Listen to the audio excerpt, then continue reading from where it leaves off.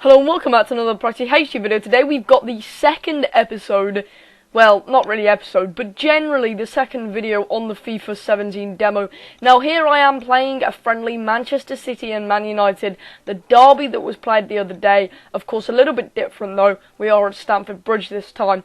Now, I played this game, this was my first ever proper game on the demo that I recorded for you guys, and I played this on professional just to test the waters, just to see what it was like, and I do normally do that just to see how the game feels at first, and I can tell you that was probably a bit of a mistake, and every other game that I've played since has been on world class, and I will speak about the differences between them in a moment's time.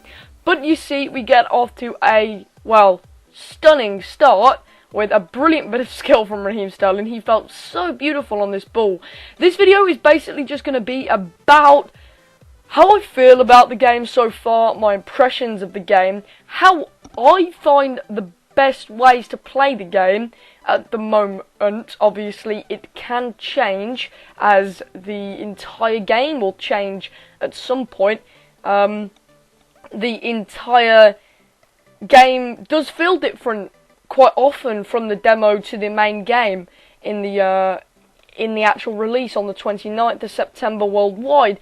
Now, I will be speaking about the basic fluidity, the usability of the game, and how I feel about it so far. To put it simply, professional is way too easy. Now, I haven't been very good at some of the FIFAs in recent years. FIFA 14 and 13 I was okay at. I was actually pretty good at them. FIFA 15 I was alright offline. Online I wasn't so much. And then FIFA 16 I just didn't play all round, pretty much, as you guys know. This one I feel a lot more confident on. Normally I will start on professional just to test the waters, and I won't do this well. You can see I'm 2-0 up in 8 minutes. Which is a stunning start, to be honest. Just having a quick look at the menus there, which look reasonably nice. But the CPU, they play interesting football, especially on world class. They are very calm on the ball.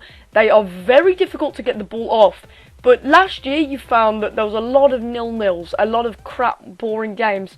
This year on world class, I've got to admit, it's can be very frustrating. But you've got to be incredibly patient. Now, just coming up now in a moment is I don't know how I conceded that, by the way, but just coming up now is a clip of the free kicks, which are completely different. And I tried to have a go at one here. De Bruyne's over it, and I just don't know what to do. I've looked at the instructions, but I'm still confused. He takes it, and well, that was f***ing dreadful. Yeah, that was pretty damn bad. So, free kicks, I can't give you a guide on that yet, on how to do them correctly. But that was a nice bit of tinkery play there into Gundogan in the end, who finished it off. It is a nice, fluent game. The gameplay feels very fast, very sharp, very responsive, which is good. The responsiveness is always good. The CPU play in an odd style of football, especially on world class. And I find through balls don't work. There's another glitch there as well. Pep Guardiola going through Yaya Touré's leg, which is something that I hope they sort out. But I find that the CPU is okay to play against, very dull at points though, especially on world class. But then they'll suddenly, out of nowhere, spark a brilliant bit of play, and it'll really stuff me up. But to put it simply, like, there's a few bugs in it at the moment.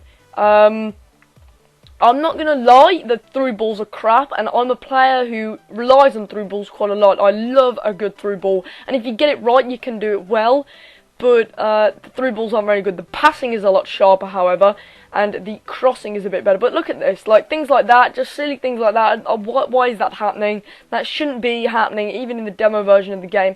I try out a long shot there, you can see with Yaya, that wasn't anything special. And in the second half, I was really just relaxing, trying random things, seeing what I could do with the game, seeing whether I could get some brilliant goals, and that was one. A lovely back heel, and I know it is obviously just a basic goal, but this goes down as a De Gea own goal. Now, as a player who loves statistics, I love statistics, especially in career mode.